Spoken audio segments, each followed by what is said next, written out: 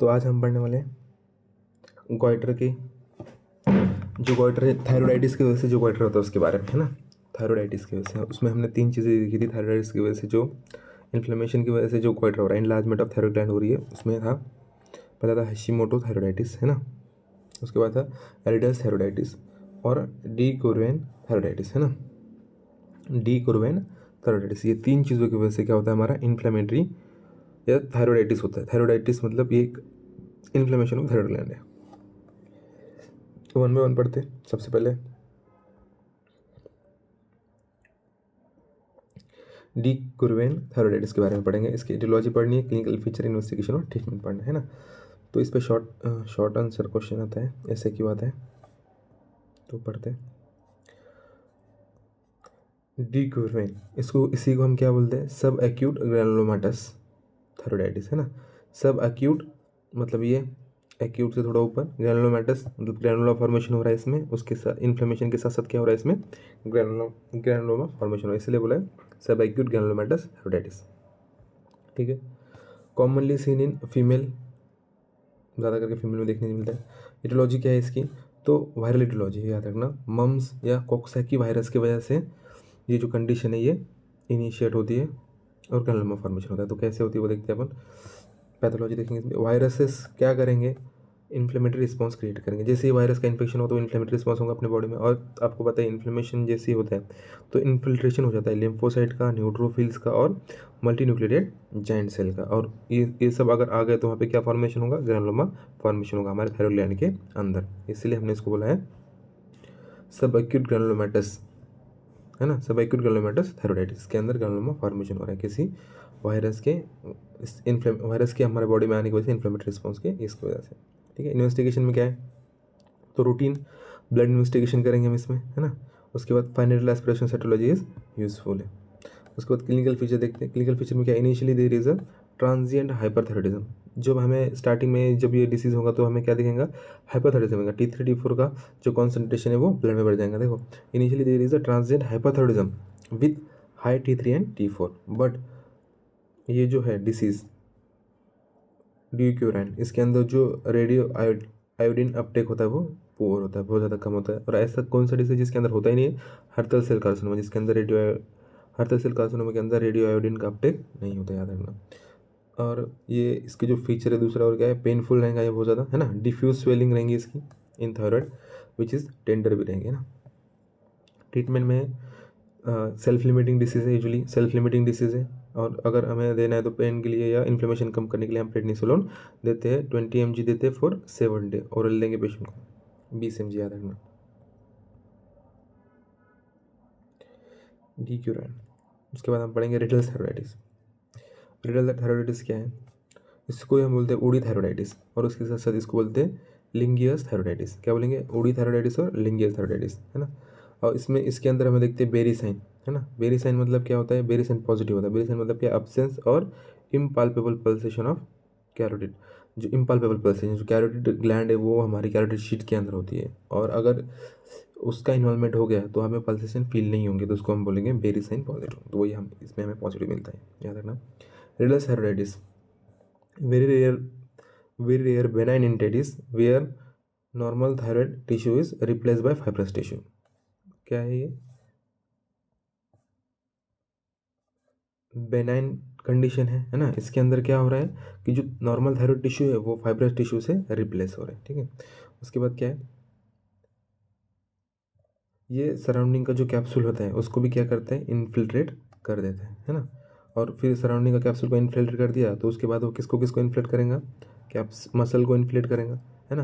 पैराट्रिकियल tissue जो है, ट्रैके के सराउंडिंग में जो टिश्यू थे उनको, और कैरोटिड शीथ को भी ये इन्वेट कर। इसलिए मैंने बोला था कि बेरी साइन जो है वो पॉजिटिव आ रहा था, है ना। बेरी साइन क्या आ रहा था, पॉजिटिव आ रहा था। क्यों आ रहा था, क्योंकि कैरोटिड पल्सेशन फील नहीं हो रहे हमने। चलो ठीक है, आगे देखते हैं। ऑफ्टन एसोसिएटेड मतलब ज़्यादा करके किसके साथ एसोसिएट होता है, रेट्रोपेरिटोनियल फाइब्रोसिस। अगर रेट्रोपेरिटोनियल फाइब्रोसिस हुआ है तो है चांस कि रिडल थायराइडाइटिस भी पेशेंट को हो जाएगा। उसके बाद मीडियास्टिनल फाइब्रोसिस के साथ भी एसोसिएटेड है, स्क्लेरोजिंग कोलेंजाइटिस के साथ भी ये एसोसिएटेड होता है ना। इट इज़ ऑल्सो अटैक और इनक्रोचेस, मतलब ये इनक्रोचेस का मतलब होता है अतिक्रमण। अतिक्रमण कहाँ कहाँ मतलब अटैक करता है, तो पैराथायरॉइड ग्लैंड को भी अटैक कर देता है और रिकरेंट लैरिंजियल नर्व पे भी ये अटैक करता है, वहाँ पे भी जाके ये स्प्रेड करेगा, है ना।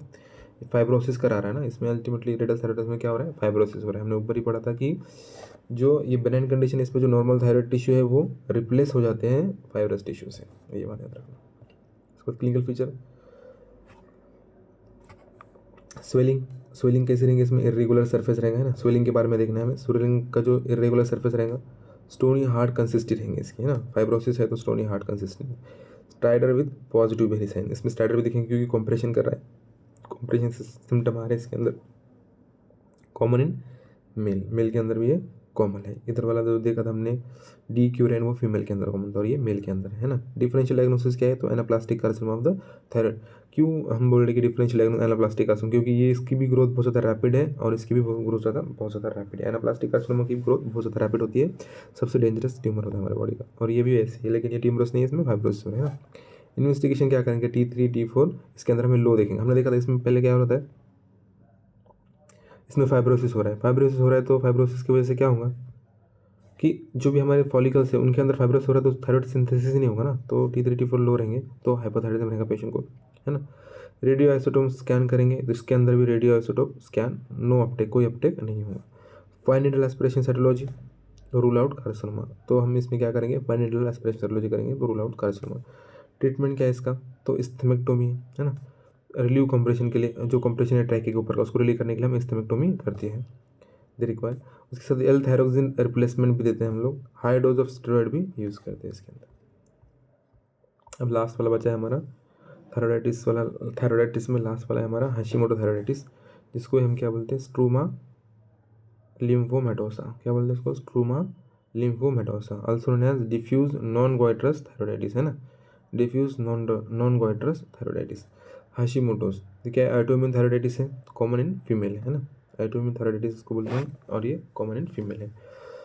इसके अंदर जो टिपिकल सेल दिखते हैं हमें, है ना, हाशिमोटो सेल्स, उसको हम बोलते हैं आस्का नेजी। क्या बोलते हैं, आस्का नेजी।